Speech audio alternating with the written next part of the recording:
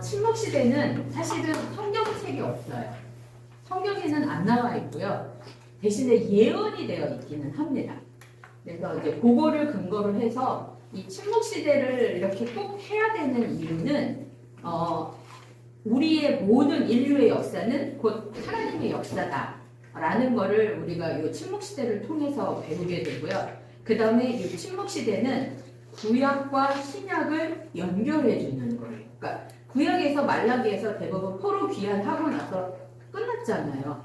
그리고 나서 신약에 와서는 갑자기 무슨 헤롯, 무슨 뭐 다리세파 이런 게 나오잖아요. 그러니까 이런 게 어떻게 해서 나오게 됐나 이런 것들을 설명해 주는 것이 바로 이 침묵시대입니다. 그래서 구약 성경의 마지막 책인 말라기서부터 그 다음에 신약의 첫 책이 마태복음이잖아요. 요 사이가 400년이 필요해요. 그러니까 요 시간 동안에 하나님이 말씀이 없었던 그 전까지는 선지자들을 통해서 계속해서 말씀을 해서 뭐 돌이켜라 뭐 이런 식으로 얘기를 하셨었는데 그동안은 400년 동안은 하나님이 아무 말씀을 안 하세요. 우리가 창세기에서 애굽으로 간 다음에 출애굽기에 출애굽하기까지 과정이 그 사이가 몇 년이었죠? 430년이었어요. 그래서 약 400년이거든요. 요때도 아무 얘기가 없잖아요. 요것도 마찬가지로 구약에서 신약으로 넘어오는 요 사이에 하나님이 말씀은 안 주세요. 근데 말씀은 안 주시지만 하나님이 일을 안 하시는 건 아니라는 거죠.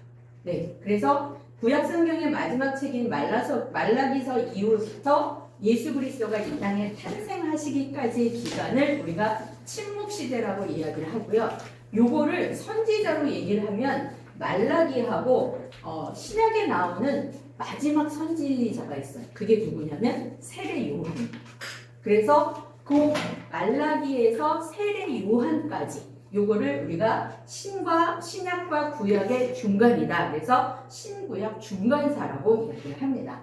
그리고 기록된 성경은 없는데요.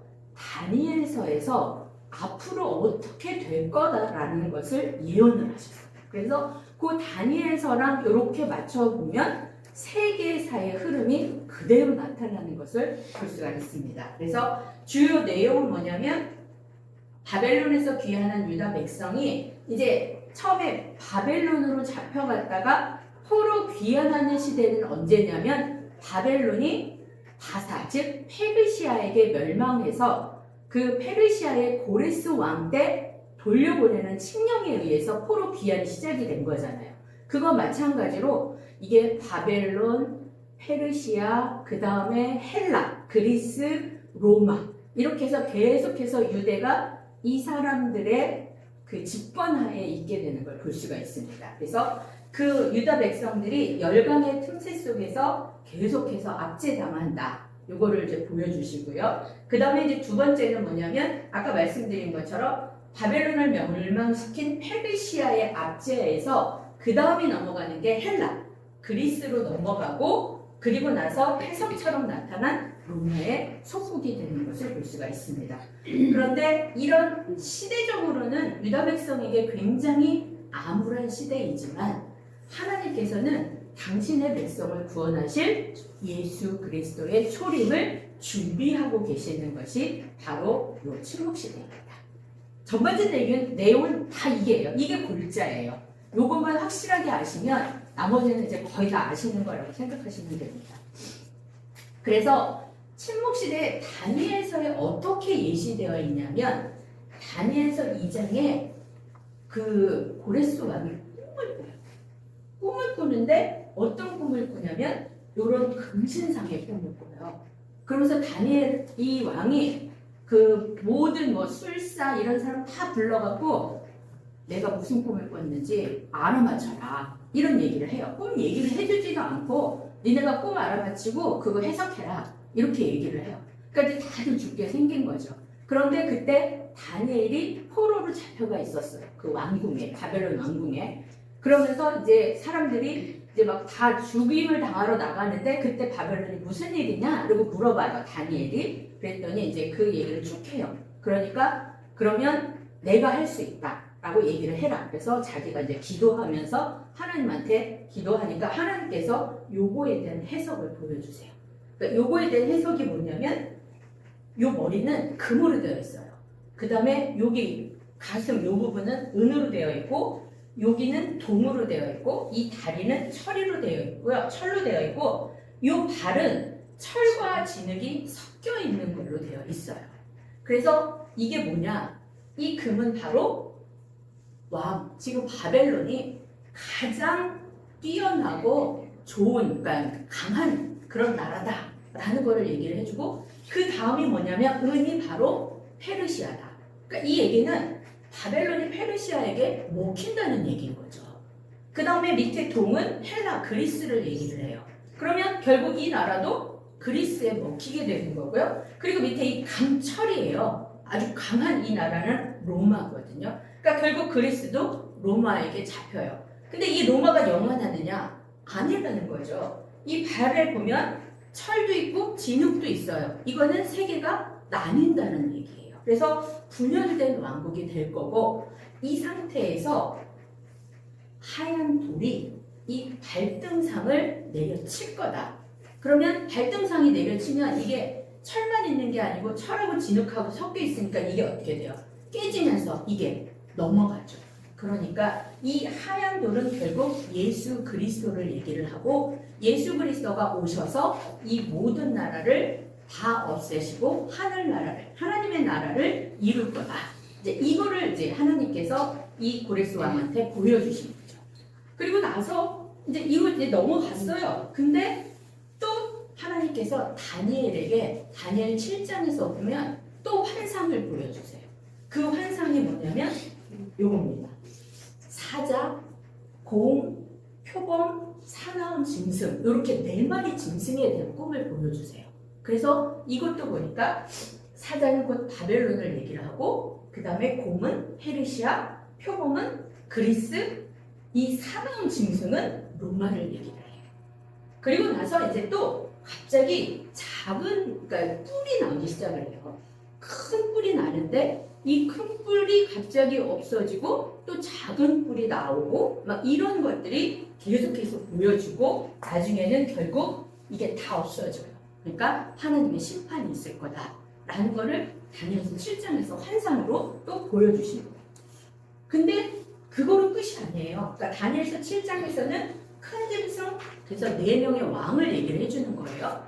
그리고 났는데 다니엘서 8장에 가면 또 2마리의 순양과 2마리의 순염소를 또 보여주세요.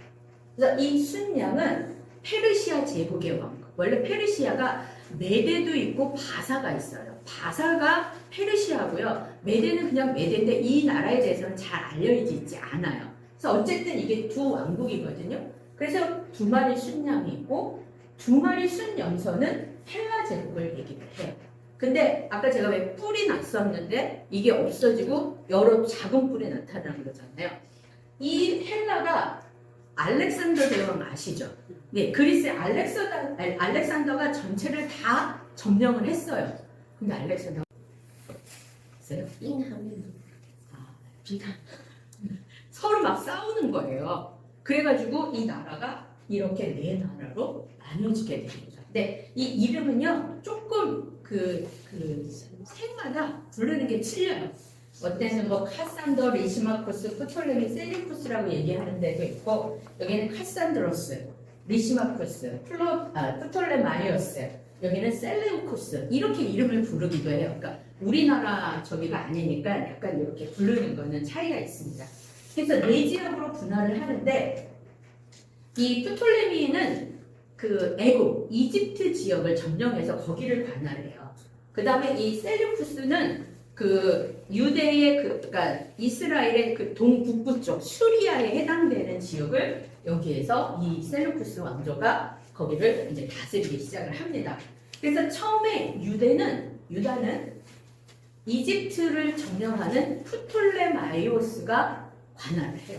그러니까 이게 어떻게 되냐면 프톨레마이오스가 여기 있으면 셀루쿠스가 여기 있고 요 중간에 유대가 있는 거예요. 유다 땅이 있는 거예요. 그러니까 서로 입장을 어떻게 해요? 차지하려고 싸우겠죠. 그래서 처음에는 이집트가 여기를 차지해요. 그러다가 여기서 계속 뭐 잘 지내기도 하고, 그러니까 요 가운데에 클레오파트라 아시죠? 여기에 클레오파트라도 나오고 막 그렇게 줘요. 그러니까 잘 지내겠다고 자기 이쪽에 있는 공주를 이쪽 왕하고 결혼을 시켜요. 근데 여기에 있는 왕비가 화딱지가 나겠죠. 그러니까 이 공주를 또 다 죽여요. 그럼 또 둘이 또 싸우는 거야. 하여튼 어쨌든 이런 식으로 계속 하다가 결국에 가서는 이 프톨레미아이오스가 전쟁에서 지고요. 셀레우쿠스가 다시 이겨서 이제 유대는 셀레우쿠스가 또 다시 여기를 관할하는 걸 볼 수가 있습니다. 근데 여기에 왕 중에 에피파네스라는 왕이 있어요. 이 사람이 굉장히 폭군이에요. 폭군 중에 폭군이에요. 그러니까 성전에서 예배도 못 드리게 하고 그 성전에서 사실은 이 유대 사람들한테 돼지는 굉장히 안 좋은 동물이잖아요. 근데 그 돼지 피를 가지고 성전에다 막 바르고 막 이런 식이 나니까 어떻게 했어요? 유대 사람들이 열이 받겠죠. 그래가지고 독립운동을 일으킵니다. 마따디아라는 대제사장이 있는데 그 대제사장이 자기 아들 5명이 있어요. 이 5명 중에 세 번째 아들이 유다거든요. 근데 유다의 별명이 뭐냐면 마카비예요. 마카비라는 거는 쇠망치예요. 그러니까 굉장히 강한 사람이죠. 그러니까 그 사람에 의해서 유다가 100년 동안 독립을 합니다. 독립을 했으면 끝까지 가야 되죠. 여기에서 또 자기네 자체에서 권력 싸움이 일어나요. 그래서 결국은 로마의 속국이 되고 거기에 이제 헤롯 왕가들이 들어오기 시작을 합니다. 네, 뒤에서 조금 더 자세히 말씀드리고요. 네, 그래서 이건 아까 말씀드렸고요. 그래서 하나님께서 이 침묵 시대를 보여주시는 목적은 뭐냐? 예수 그리스도의 초림을 준비하는데 하나님께서 친히 일하셔요. 하나님께서 친히 일하시는데 그걸 어떤 방법으로? 세계 열강들을 움직여서 이 일을 준비하시는 거죠. 그래서 유대인들이 디아스포라라고 들어보셨죠? 이렇게 막 세계 여러 나라에 흩어졌잖아요. 그러니까 원래 바벨론 포로로 잡혀갈 때 다 포로로 잡혀가라고 얘기하잖아요. 하나님이 선지자들을 통해서. 근데 어때요? 말 안 듣잖아요. 잡혀가는 사람이 있는가 하면 이집트로 가면 다 죽는다 하는데도 이집트로 도망간 사람들이 있고 또 위에 북이스라엘 같은 경우에는 아수르에 멸망하면서 그쪽 수리아나 아수르나 이런 데로도 다 퍼져서 살겠죠. 그러니까 온 세계에 이 유대인들이 다 퍼져 있어요. 근데 다 퍼져 있는데 그 중에서 이 사람들이 종교적으로 율법을 중심으로 해서 이렇게 뭉치는 곳이 있어요. 거기가 어디냐? 회당이에요. 그래서 왜 신약에 가보면 예수님께서 회당에서 가르치셨다 이런 얘기들이 나오잖아요. 그 회당 제도를 통해서 하나님께서는 선교의 거점으로 확보하시는 걸 볼 수가 있습니다. 그리고 두 번째는 뭐냐면 지금 구약은 히브리어로 되어 있다고 그랬잖아요. 그리고 신약은 헬라로 되어 있어요. 근데 이 헬라에서 하게다 보니까 사람들이 히브리 말을 잘 몰라요. 근데 너무 어려운 거예요. 그래서 유대 사람들이 이 왕한테 가서 얘기를 해요. 이 히브리어를 헬라어로 좀 바꿔달라. 그래서 그때 랍비 72명이 모여서 성경을 만듭니다. 그래서 성경이 맨 처음 만들어진 건 모세오경이고요. 그리고 모세오경이 만들어진 다음에 약 100년이 지나고 나서 우리가 읽고 있는 지금의 이 정경이 만들어진 게 바로 이때입니다.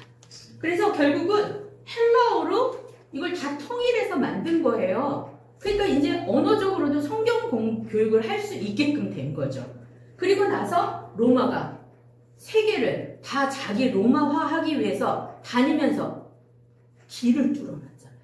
그래서 도로를 건설하게 돼요. 그러니까 회당을 통해서 선교할 수 있고 성경이 언어가 통일됐으니까 다 말할 수 있고 그리고 회당길이 어떻게 돼요? 다 길이 뚫려 있으니까 어디든지 갈 수 있는 거죠. 그러니까 복음을 예수 그리스도가 탄생한 것을 전할 수 있게 되는 거죠. 그래서 이런 방법으로 하나님께서는 친히 예수 그리스도가 오시는 것을 준비하고 있다라는 것을 이 침묵 시대를 통해서 우리는 알 수 있게 됩니다.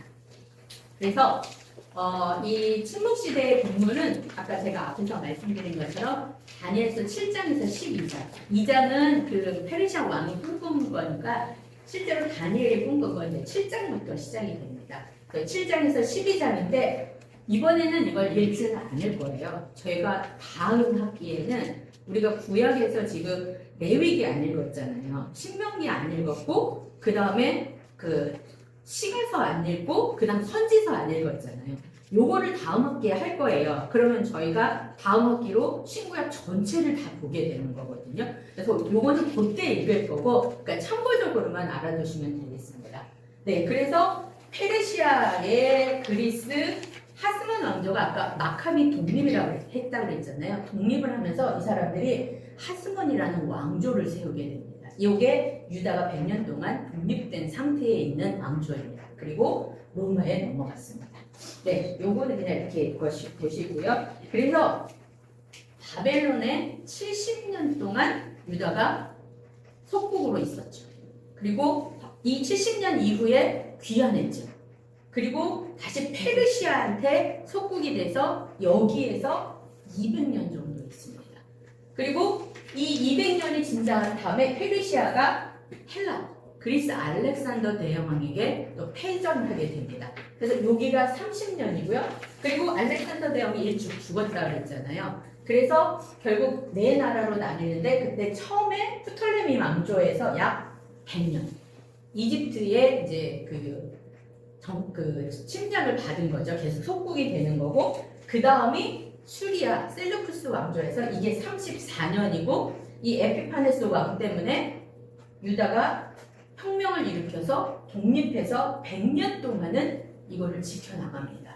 근데 100년이 됐는데도 결국은 또 거기서 권력 싸움이 일어나서 로마에게 속국이 되고 로마한테 60년 동안 침략을 당합니다. 그리고 사실 이스라엘은요 이렇게 가다가 나라가 없어졌어요. 그래서 다 그냥 왜냐면 2차 대전 때 그 유대인 학살 사건도 있고 하여튼 여러 가지로 이스라엘은 정말 많은 그런 고통을 당했어요.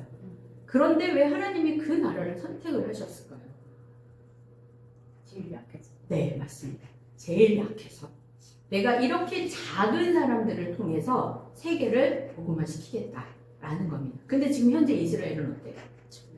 유대교와 그리고 전쟁 지금 저희가 기도해야 되는 그 부분인데요. 어쨌든 다시 이 이스라엘 백성들이 완전히 예수 그리스도를 믿게 되면 그때 이제 예수 그리스도께서 재림한다 이렇게 얘기를 해요.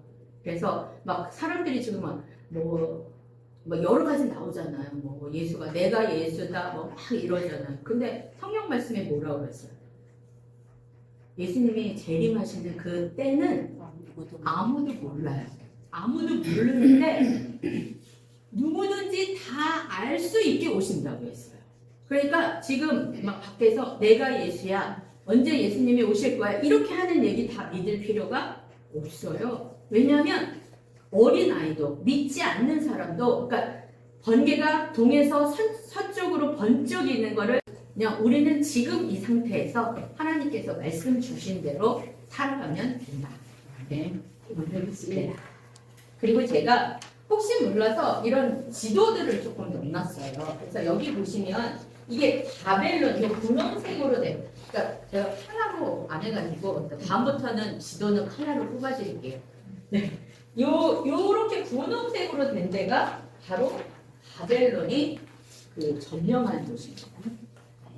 네, 요런 거 그냥 이렇게 보시면 그 다메섹, 하란, 다소, 갈그미스, 우리가 아는 지역, 갈대아우로 이런 것들이 다 있어요. 네. 그러니까 이렇게 많은 지역을 큰 지역을 바벨론이 점령을 했었던 거죠. 그러면서 이게 제가 이걸 보여드리는 거는 바벨론은 이 정도로 했고 그 다음에 페르시아는 어떻게 하는지 그걸 이제 보여드리려고 이 그림을 넣었습니다.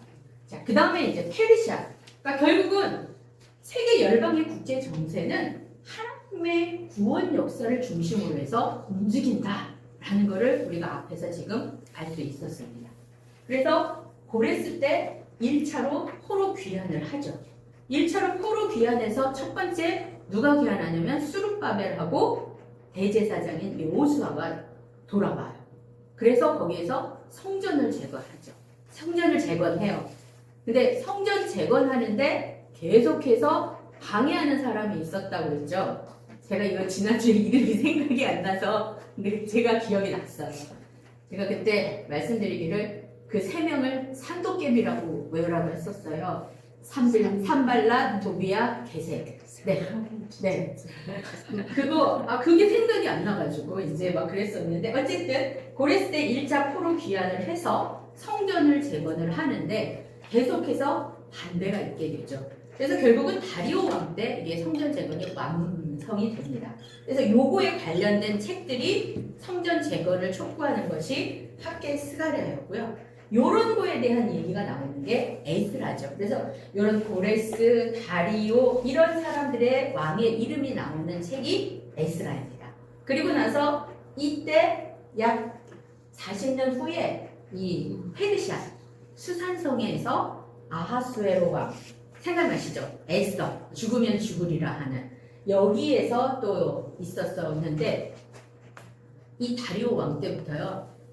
그러니까 사람의 욕심은 끝이 없는 게 더 나라를 확정하고 싶은 거예요.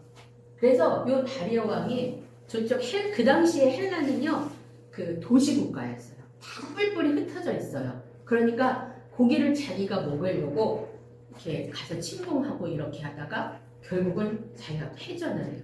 그러니까 어떻게 돼요? 점점 나라가 몰락하기 시작을 하는 거예요. 그러다가 이 아하수에로는 더해요. 이 사람보다. 그래가지고 이 사람 아하수에로는 또 해전, 바다에서 또 싸워요. 그래서 거기서 완전히 패해요. 그러니까 페르시아가 점점 나라가 군이 멸망하는 식으로 이제 기울기 시작을 했습니다. 그리고 나서 이제 아닥사스다 왕 때 2차, 3차로 포로 귀환을 하죠. 그때 에스더가 돌아오고 그 다음에 3차 때는 에스라가 들어오고 3차 때는 느헤미야가 들어오고 요 아닥사스 왕 때 말라기를 끝으로 더 이상 선지서에 선지자를 통한 말씀이 없었던 겁니다. 그리고 그 뒤에 이 페르시아의 왕들이 다리오 2세, 아닥사스다 2세, 다리오 3세 이런 왕들이 있었는데요. 이 사람들의 이름은 성경에 안 나와요. 그리고 결국은 다리오 3세 때 이게 헬라하고 싸워가지고 결국 헬라에 멸망하는 것을 볼 수가 있습니다. 그래서 결국 이렇게 됐지만 바벨론 포로로 잡혀가서 이스라엘 사람, 유다 사람들은 포로 공동체를 만들었어요.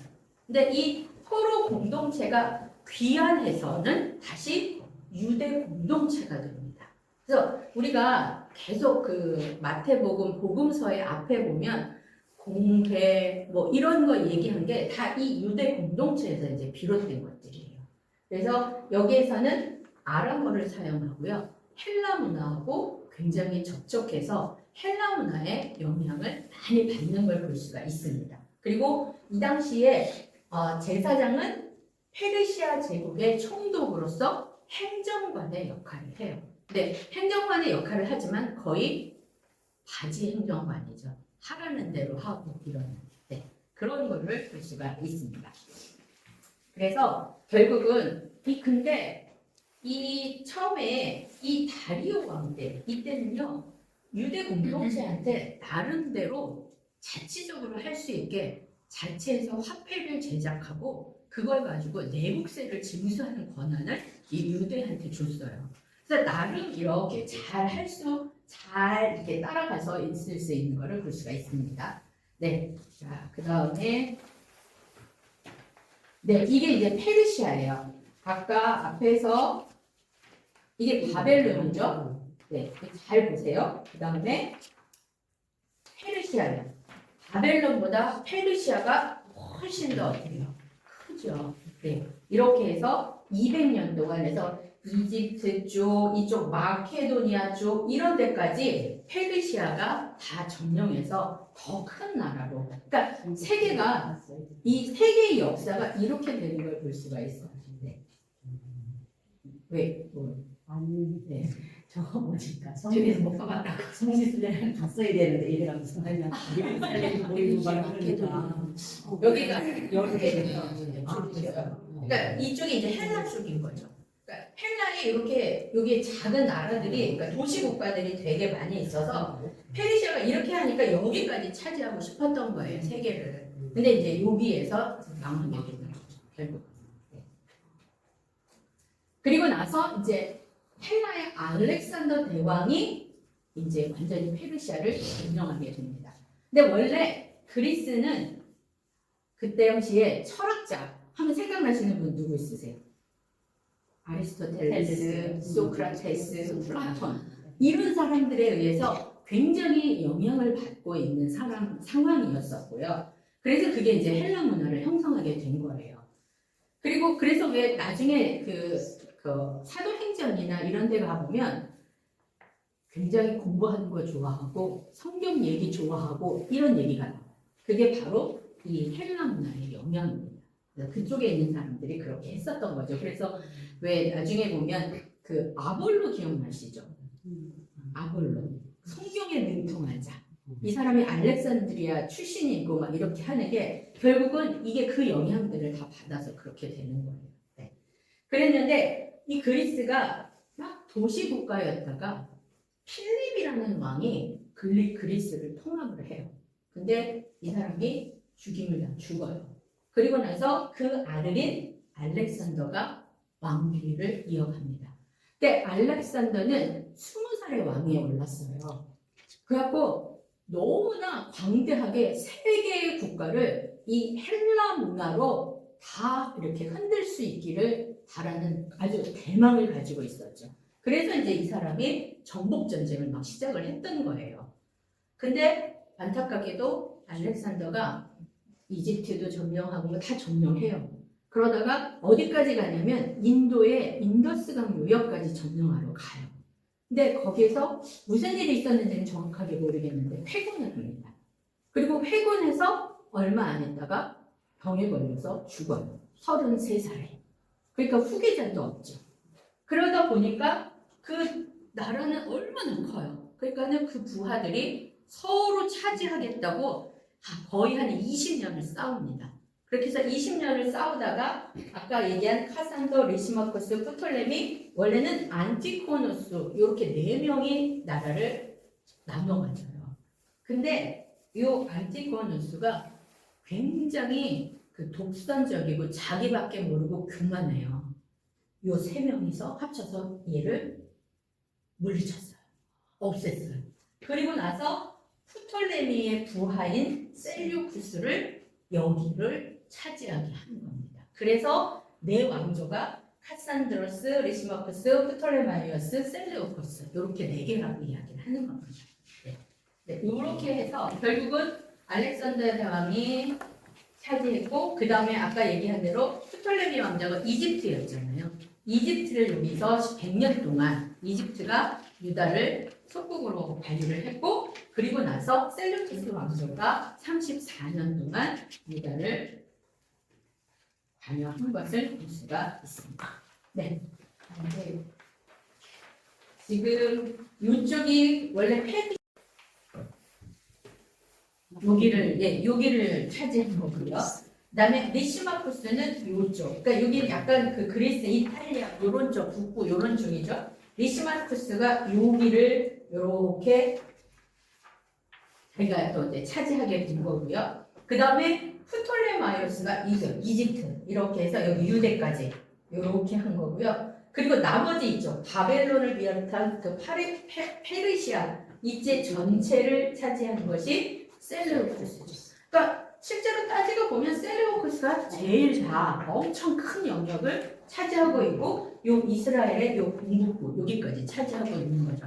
그러다 보니까 여기 프톨레미오하고 요 셀레우코스가 요 가운데 여기 예루살렘 여기 있는 유대를 갖고 서로 싸우는 거죠. 그러니까 어떻게 보면 요충지가 된 거죠. 여기가. 네. 그래서 처음에 여기서 점령했고 그 다음에는 다시 여기에서 점령하는 것을 볼 수가 있습니다. 네, 요거는 제가 조금 더 좀 잘 보시라고 이렇게 해서 하나 더 붙여 넣었습니다. 네, 그리고 나서 이제 프톨레미 왕조가 100년 동안 이 유대 민족을 지배를 하게 됐는데요. 아까 말씀드린 것처럼 프톨레미 2세 때 알렉산드리아에 사는 사람 유대인들이 요청해요. 히브리어를 구약 성경을 헬라어로 번역해달라. 그래서 여기에 72명의 랍비가 투여돼서 아까 말씀드린 것처럼 모세오경을 먼저 BC 3세기 중엽에 번역을 하고요. 그리고 나서 그 이후 약 100년 동안 현재의 정경이 번역되는 것을 우리가 볼 수가 있습니다. 네. 그래서 이 보면 도시 이름이 알렉산드리아 이런 도시가 굉장히 많아요. 이거는 알렉산더를 찬양하기 위해서 도시 이름을 그렇게 정한 것입니다. 네. 그래서 결국 하나님은 이 언어 통일을 통해서 메시아의 초림을 준비하시고 계시는 거죠. 그 다음에 이제 셀레쿠스 왕조가 그 다음에 이제 차지하게 돼요. 그러면 원래 바벨론 지역은 셀레쿠스 왕조가 지배했어요. 그리고 이집트 영역은 프톨레미 왕조가 지배를 했어요. 그러면 팔레스타인, 즉 유대는 프톨레미가 했을 때는 프톨레미의 지배를 받고 그 다음에 여기가 그러니까 프톨레미가 여기에 먹히니까 결국은 그 다음에는 셀루쿠스가 팔레스타인을 지배하는 것을 볼 수가 있어요. 그러다 보니까 얘네가 그 셀레우코스가 이 팔레스타인을 지배했잖아요. 근데 아직도 이집트에 유대인들이 남아있죠. 근데 여기가 이 셀루쿠스 왕조에 속했기 때문에 이 이집트에 있는 유대인과 여기에 있는 유대인은 섞일 수가 없어요. 그래서 분리가 됩니다. 이때부터. 그래서 애굽에 있는 유대인과 팔레스타인에 있는 유대인이 분리가 되는 걸 볼 수가 있어요. 그러면 떨어져서 살면 어떻게 되겠어요? 하나를 이루기가 굉장히 어려워요. 그러니까 우리도 보면 우리 지금 미국으로 다른 나라로 이민 간 사람들이랑 여기 현재 있는 우리랑 생각이 어때요? 많이 달라요. 그러니까 하나 되는 게 쉽지 않아요. 그러니까 결국 이렇게 분리를 했으니까 유대가 다시 하나로 합쳐지는 것은 점점 힘들어지는 것을 우리는 볼 수가 있는 거죠. 네. 그리고 나서 이 셀레우코스의 안티오코스 3세가 이제 유대 민족에게 헬라어를 깊이 이제 침투가 됐겠죠. 그리고 났는데 유대인들은 그래도 하나님이 중요하죠. 율법이 중요하죠. 그러니까 더욱더 하나님을 섬기고 하는 것을 볼 수가 있습니다. 그러면 여기서 끝났고 아까 앞에 안티오쿠스 3세가 그 화폐도 자체적으로 만들게 하고 그리고 내국세도 걷어서 자기네들이 그걸 갖고 운영할 수 있게끔 허락을 해줬다고 했잖아요. 그대로 갔으면 좋았을 텐데 그게 못 갔어요. 왜 못 갔느냐? 안티오쿠스 3세도 결국은 더 많은 땅을 차지하고 싶은 거예요. 그래서 요 안티오쿠스 3세가 자꾸 로마를 가서 자꾸 전투를 벌여요. 그러다가 결국은 패전해요. 패전하면 어떻게 되죠? 조공을 바쳐야 되잖아요. 그러니까 이제 점점 힘들어지는 거예요. 그러다가 안티오쿠스가 죽어요. 그리고 그 아들 안티오쿠스 4세가 이제 왕이 됐어요. 근데 왕이 됐으니까 이 조공이나 이런 게 얼마나 또 많이 내야 되잖아요. 그럼 조공을 많이 내려면 어떻게 해야 돼요? 세금을 많이 걷어야 되는 거죠. 그러니까 유대인들이 너무 힘들고 그리고 성전에 있는 여러 가지 그 중요한 물건들이 있잖아요. 이것들을 다 가져가는 거고 그리고 나니까 이 안티오쿠스 4세가 에피파네스예요. 이름이 왕들은 하나만 있지 않잖아요. 그래서 안티오쿠스 4세라고도 부르기도 하고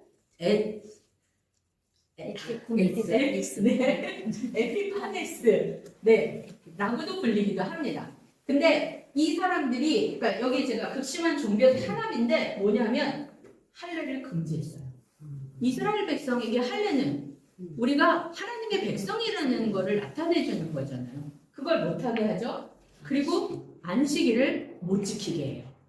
근데 율법에서 안식일을 지키는 건 굉장히 중요하잖아요. 안식일을 못 지키게 하죠. 성전에서 제사도 못 지키게 하죠. 그리고 돼지피로 성전을 더럽혀요. 그리고 헬라신을 그 성전에서 섬기라고 그래요. 그리고 내가 제우스야.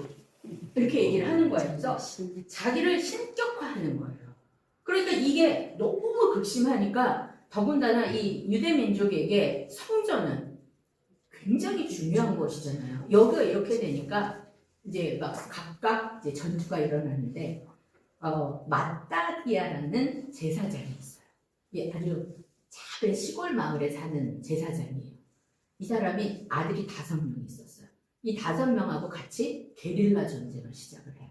그리고 아까 말씀드린 것처럼 네, 이 종교적 탄압에서 게릴라 전쟁을 하고 이 유다 마카비 제사장의 셋째 아들이 유다예요. 그 유다의 별명이 마카비. 그러니까 이 사람이 천재적으로 이 지략을 발휘해가지고 결국은 이겼네. 그래서 이제 독립을 했어요. 그러면 독립을 했으면 제일 먼저 뭘 하겠어? 성전을 청결하게 하겠죠. 네. 그래서 성전을 청결하게 하고 이방 제사 이런 거를 다 폐지하고 그래서 그거를 기쁘게 하는 날을 정한 것이 수전절이에요. 요게 요한복음 10장 22절에 보면 수전절이라는 얘기가 나와요. 그러니까 다시 예배를 회복하는 것. 그래서 성경에서는 수전절인데 이 이스라엘이나 이런 외국에서는 하누카라고 이야기를 해요. 들어보신 적 있으실 거예요. 그래서 하누카 성전 예배를 회복한 수전절이 됐어요. 그러면서 이제 마카비가 하스몬 왕조를 세우면서 100년 동안 독립적으로 정치를 해요. 왕이 있기는 하지만 그래도 이 이스라엘 유대는 어떤 종교성이 굉장히 강한 나라잖아요. 그래서 종교적으로는 대제사장 제도를 강화하기 시작을 했어요. 그러니까 대제사장들이 여태까지는 다 누구의 계열이죠? 아론의 계열로 대제사장들이 쭉 따라오잖아요. 그렇잖아요. 그런데 이제는 점점 돈 주고 사는 거예요. 그래서 우리가 그 복음서에 보면 그 나오는 그 누구지 이름? 잠깐만 기다려서.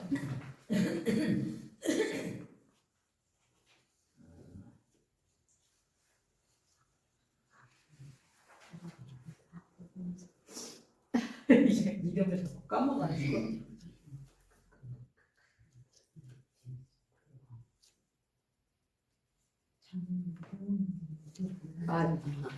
지금 생각이 안 나요. 안 써놨네요. 예수님을 이 십자가에 못 박히기 위해서 해가지고 가져간 끌고 갔을 때 제사장 누구한테 먼저 갔다고 얘기를 했는데. 성경 다시 읽어야 될 네, 신약 아니, 어차피 다음에 할 때 이제 할 거니까. 네, 그렇게 해서 그 사람들 안 그래요? 아니 제사장이어서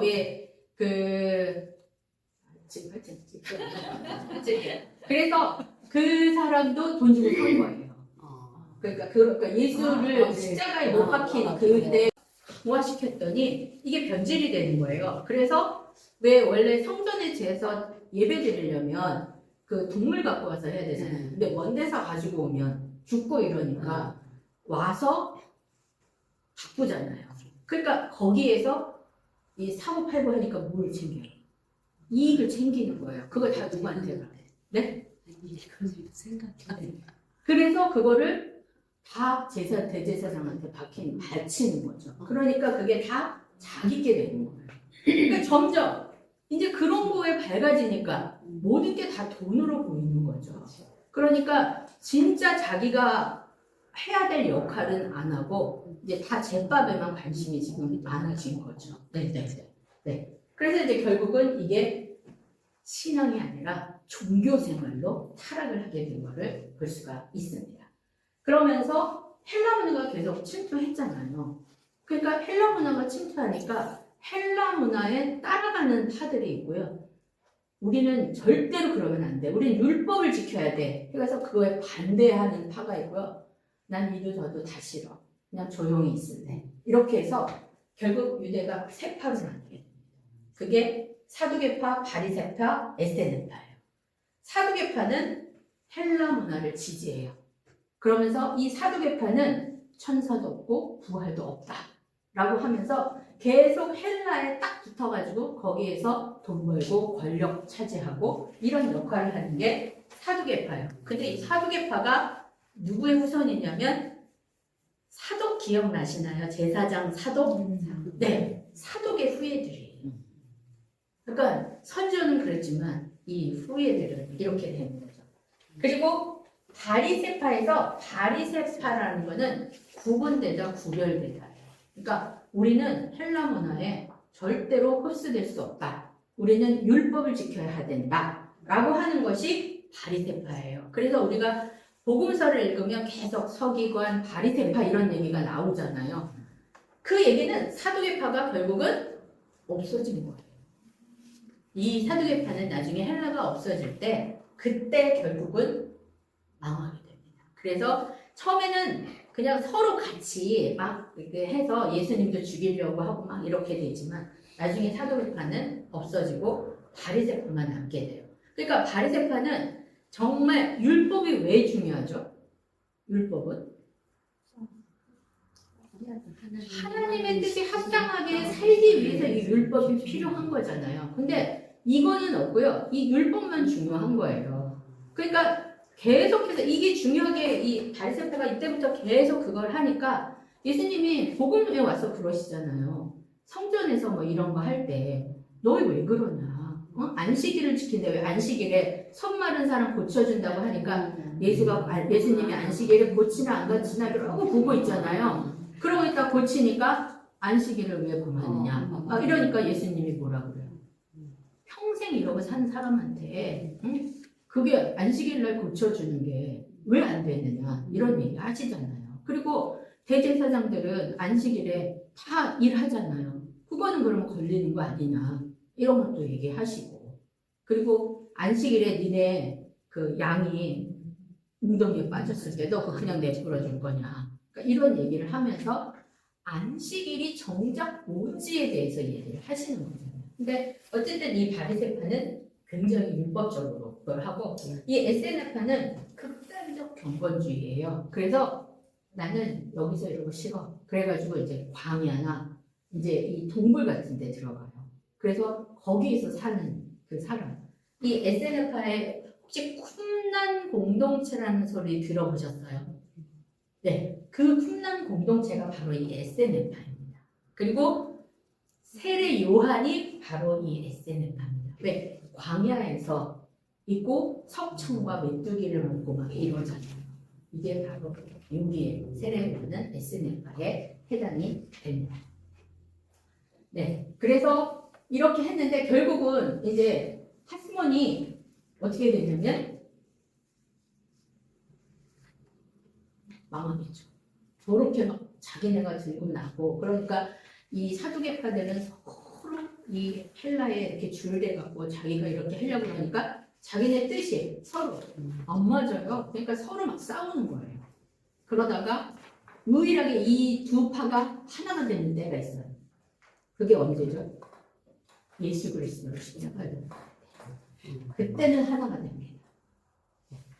네, 그래서 이제 로마, 그러니까 결국은 이건 아까 앞에서 했던 걸 얘기를 하면서 로마가 이제 그 헬라를 물리치고 집중하게 되는데 로마는 원래 원로원들에 의한 공화정 제도를 실시했었어요.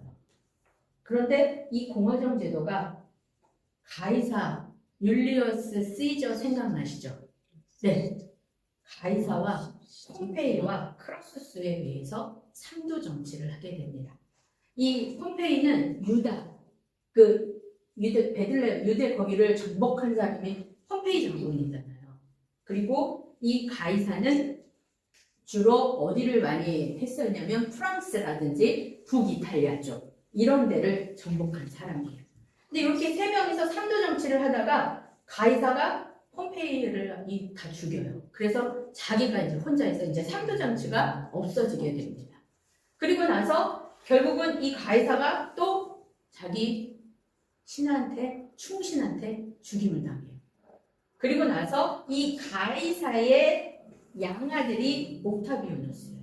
그리고 그 가이사의 신하가 안토니우스예요. 그래서 옥타비아누스, 안티오스, 레피두스 이 세 사람이 다시 2차 상도 정치를 하게 됩니다. 그러다가 이 옥타비아누스가 이들을 다 죽이고 자기가 왕이 돼요. 그래서 아우구스투스 기억나시죠? 네, 그게 바로 이 옥타비아누스입니다. 그래서 원로원에서 아우구스투스라는 호칭을 받아요. 이 아우구스투스라는 의미는 숭고한 사람, 그러니까 거의 신격화하는 거죠. 네, 그렇게 해서 이제 로마에 이렇게 직정을 받게 됩니다. 그리고 나서 이게 이제 로마예요. 아까 이쪽 이제 여기 런던까지 나오죠. 그렇죠? 네. 영국 이런 유럽 쪽까지 로마가 이렇게 점점 확대돼서 가는 것을 볼 수가 있습니다. 네. 그래서 그러면 왜 복음서에 계속 헤롯 왕가가 나오냐? 이제 그게 뭐냐면 그 당시에 로마가 점령할 당시에 이 유대 땅을 수리아 총독, 즉 이돔의 총독이 관할하고 있었어요. 이 이돔의 총독이 누구냐면 안티파터예요. 이 사람이 대헤롯, 그 예수님 태어났을 때 유아들 다 살해한 그 왕의 아버지예요. 네, 이 사람이 거기 수리아 이돔의 거기 총독으로 있었는데 폼페이가 아까 유다를 점령하러 들어왔다고 했잖아요. 그때 폼페이를 네가 도와줘요.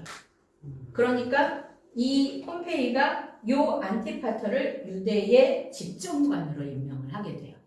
근데 유대인의 집정을 임명하다가 아까 가이사가 폼페이를 죽였다고 그랬잖아요. 가이사가 다시 오면서 이 사람들을 유대인의 행정관으로 임명하고요. 원래 그 하스몬 왕조 있었었죠. 하스몬 왕조는 망했었지만 어쨌든 계속 그 왕조는 이어지고 있을 거 아니에요. 거기는 그냥 총독으로 임명해요. 그러니까 바지인 거죠. 그리고 실제 행정관은 요 안티파터가 그 역할을 하게 돼요. 그리고 나서 유대인의 행정관이 되니까 자기가 이걸 다 다스리기가 너무 어려워요. 그래서 자기 아들들을 거기를 이렇게 나눠, 3명의 아들이 있었어요.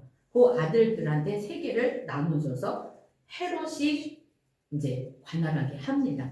근데 그 중에서 갈릴리 총독으로 임명한 게 헤롯이에요. 이게 대헤롯이라고 얘기하는 거고, 요때 예수를 죽이려고 유아를 살해하고 명령한 사람이 바로 요 안티파터의 아들입니다.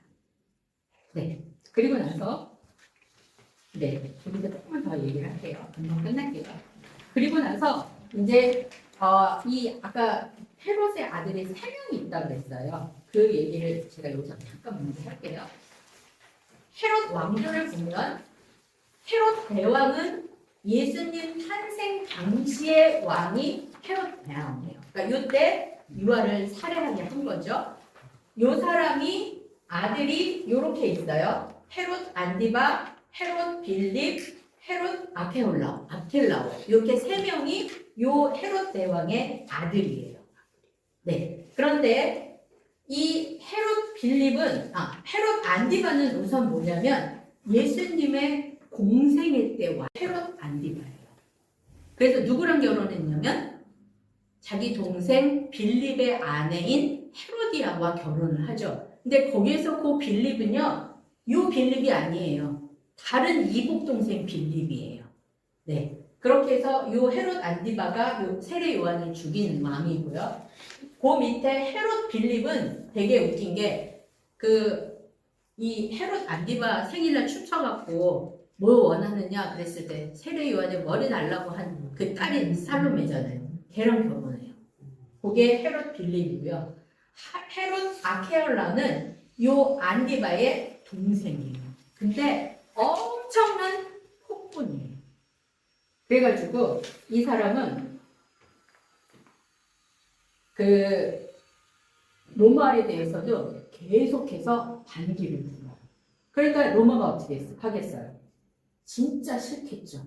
그래서 그 다음부터 로마에서 더 이상 헤롯 국가를 총독이나 이런 행정관으로 임명하지 않고 로마 총독이 직접 들어오게 됩니다. 그래서 그 중에 이제 뭐 여러 세대를 거쳐서 우리가 알고 있는 빌라도 이런 사람들이 로마의 그 총독들이에요. 그래서 그리고 나중에 뒤에 그 사도행전에 가보면 그 사도 바울이 그 왕들을 갖다가 그 복음을 전파하는 게 있어요. 거기 뭐 벨릭스, 뭐 베스도 이런 왕들이 나오거든요. 그 사람들은 다 로마의 사람들입니다. 네. 그렇게 하고 그 다음에 이제 헤롯 아그리빠 1세, 2세 이거는 예수님이 승천하신 이후에 사도행전에 나타나는 헤롯의 왕들입니다. 그러니까 우리는 다 헤롯이라고 우리가 다 똑같은 사람인데 그게 아니고 다 다른 사람이에요. 그리고 네 여기까지 하고 그 다음에 정치 종교적인 세력으로는 열심당하고 헤롯당이 있어요. 이 열심당은 뭐냐면 아까 마카비가 거의 민족주의자와 같잖아요. 그게 바로 열심당이에요. 그 뜻을 계속해서 이어받은 게. 그리고 헤롯 왕은 이 헤롯 당은 헤롯 왕을 지지하는 당파예요. 그래서 아까 여기 헤롯 안디바 있죠. 이 사람을 추종하는 세력이 헤롯 당이에요. 그래서 나중에 그 요한계시록에 가면 그 열심당에 그 열심을 내지 말고 뭐 이런 얘기가 나와요. 그러니까 이게 왜 중요하냐면 신약에 다 쓰이는 말들이에요. 그래서 여기에서 미리 그 개념들을 좀 말씀드리는 거예요. 그 다음에 사내들인 공회 기억나시죠? 네, 요거는 유대인 최고 자치의결 기관입니다. 그리고 그러니까 여기서 보면 정치 종교적 사내들인 공회의 대제사장 서기관. 네. 이렇게 해서 이 정치적인 세력을 이제 우리가 볼 수가 있고요. 대제사장은 유대인 공동체의 대표 역할을 했던 사람이고요. 그 다음에 서기관은 율법을 해석하고 가르치는 역할. 그래서 이 사내들인 공회 회의원이 71명이에요. 71명인데 거기에 들어가는 사람이 대제사장, 서기관, 그리고 좀 그 정치적으로 유력한 사람, 그리고 그 경제적으로 유력한 사람들이 들어가는 것이 그리고 바리새파 사람 그런 게 사내들인 공의회에 들어가고요. 그 다음에 사도계파는 아까 말씀드렸고 바리새파도 말씀드렸고 에세파도 말씀을 드렸습니다. 네, 그래서 이렇게 하나님이 역사적으로 침묵 시대를 둔 것은 아까 말씀드린 것처럼 복음 시대를 준비하는 것이고요. 그 다음에 이 성전들이 다 멸망하게 되죠. 폼페이 장군이 와서 그 헤롯 성전을 다 부서뜨립니다. 그래서 지금 남아있는 것이 그 서쪽 벽인 통곡의 벽만 남아있는 거예요. 네. 그렇게 해서 결국 하나님께 그 예수님이 오셔서 뭐라고 그랬어요? 돌 위에 돌 하나 남지 않게 다 무너질 거라고 얘기를 했잖아요. 그러니까 건물 성전은 없어지고 사람 성전을 세우시는 역할을 하는 것. 그것이 침묵시대의 의미고요. 그러면 이렇게 역사적으로만 침묵시대가 있느냐? 개인적으로도 침묵시대가 있다는 거죠. 그러니까 그러니까 우상이라는 게 세상 문화예요. 우리가 세상 문화를 따라가는 거죠. 그러니까 우리는 거기에서 그 세상 문화 따르는 것을 깨트리고 하나님의 말씀을 따라가는 복음 시대를 준비해야지 된다라는 것을 통해서 하나님이 이 침묵 시대를 통해서 우리도 그렇게 해라라고 이야기를 하시는 겁니다. 그래서 구약의 지금은 그럼 무슨 시대일까요? 지금도 침묵 시대입니다. 지금 우리가 공부한 게 구약의 침묵 시대라면 지금 요한계시록 이후에 말씀이 없잖아요. 지금이 신약의 침묵 시대입니다. 그러면 지금은 하나님 뭘 준비하실까요? 구약의 침묵 시대에서는 예수님의 초림을 준비하셨죠. 육신을 입고 이 땅에 오셔서 우리와 같이 살면서 하나님께서 사랑으로 결국은 십자가에 못 박혀 돌아가시면서 우리를 구원하신 거잖아요. 그리고 구원받은 우리는 하나님 말씀대로 살아야 되는데 계속 못 살아요. 그리고 지금 말씀이 없으시잖아요. 그럼 지금 뭘 준비하고 계실까요? 예수 그리스도의 재림을 준비하고 계시는 거죠. 그래서 구약에는 예수 그리스도의 초림을 준비한 거였으면 신약은 예수 그리스도의 재림을 준비하는 거고요. 선교의 거점이 구약 시대는 아까 말씀드린 회당 제도였다면 지금은 세계 곳곳에 있는 교회가 바로 거점이 되는 거죠. 그리고 성경은 구약 시대는 헬라어로 통일을 했죠. 지금은 영어로 됐을 뿐만 아니라 요즘에는 자국어로 번역된 성경이 무지하게 많습니다. 그러니까 성경은 내가 읽고자 하면 언제든지 읽을 수가 있고요. 더군다나 요즘에는 SNS, 온라인 이런 게 됐기 때문에 다 볼 수 있습니다. 그리고 전파 경로를 보면 구약시대는 로마 제국의 도로를 강구했잖아요. 근데 지금은요. 지구가 일일 생활권이에요. 근데 SNS가 또 있잖아요. 그러니까 이건 그냥 순간적인 거잖아요. 네. 그렇게 해서 하나님께서는 이미 복음을 전파하고 복음을 완성하실 그 준비를 다 하셨다는 거예요. 언제 나오느냐, 언제 예수님께서 오시느냐, 그거는 몰라요. 내일 오실 수도 있는 거예요. 그러니까 우리는 지금 준비를 해야지 되는 겁니다. 네, 여러분은 이렇게 잘 준비하고 계시는가요? 네, 그래서 결국은 이 침묵 시대를 통해서 하나님은 계속 우리한테 너희한테는 지금 말씀이 있어. 그러니까 말씀을 읽어야 돼. 그리고 말씀을 읽을 때 성령님께서 조명하여 주시기 때문에 그 뜻을 깨달아 알게 하셔요. 근데 그게 사람마다 다 달라요.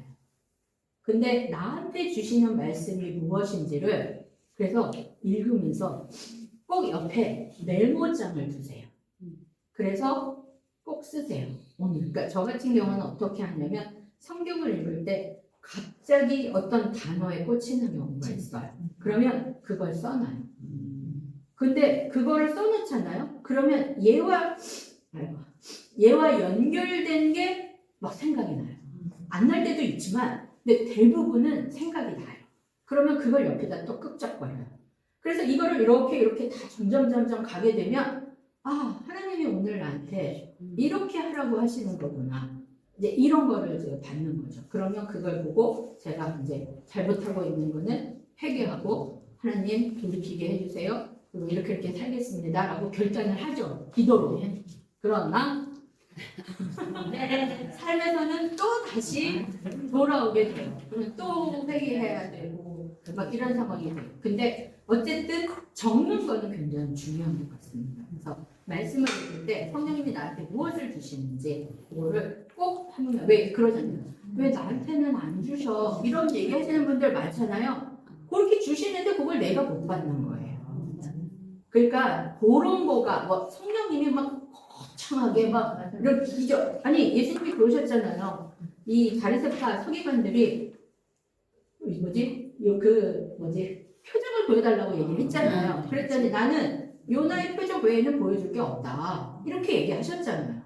그게 뭐예요? 요나의 표적은 십자가의 죽음과 부활을 의미하는 거잖아요. 그거면 되는데 네가 그걸 안 믿기 때문에 아무리 내가 얘기하고 뭘 해줘도 소용이 없다. 라고 얘기를 하는 거죠. 그러니까 우리한테 주시는 표적은 결국은 말씀이라는 거죠. 그래서 말씀을 통해서 계속 성령님이 우리 안에 계세요. 안 계시지 않아요. 믿는 사람은 다 있어요. 그런데 내 마음이 이거면 성령님이 이걸 다 차지하고 계시느냐, 요만큼만 차지하고 계시느냐 이 차이예요. 그러니까 요거를 자꾸 늘려가셔야 되죠. 그리고 말씀과 기도로 그렇게 하시면 하나님께서 우리에게 지금 이렇게 모여서 이런 말씀을 나누게 하는 것도 저는 하나님의 뜻이라고 생각합니다. 그래서 이거를 통해서 이제 너희도 준비하고 복음을 전파하고 복음을 나눌 때 좀 더 하나님의 말씀대로 살면서 기도하고 마치겠습니다. 저희가 기도를 안 했더라고요. 하나님 아버지 감사합니다. 오늘 침묵시대를 통해서 하나님께서 저희 각자에게 주신 말씀이 있으신 줄 믿습니다. 하나님 그 뜻을 우리가 새기게 하시고 또한 삶 속에서 온전히 주님을 바라보며 주님이 하셨습니다 라고 고백하는 우리 모두가 될 수 있도록 하나님 역사하여 주시옵소서. 한 주간 동안 말씀을 읽게 하시고 기도하게 하시고 성령님의 인도하심에 아멘으로 순종하는 우리 모두가 될 수 있도록 주님 도와주시옵소서. 오늘도 함께 하심을 감사드리며 예수님의 이름으로 기도드립니다. 아멘.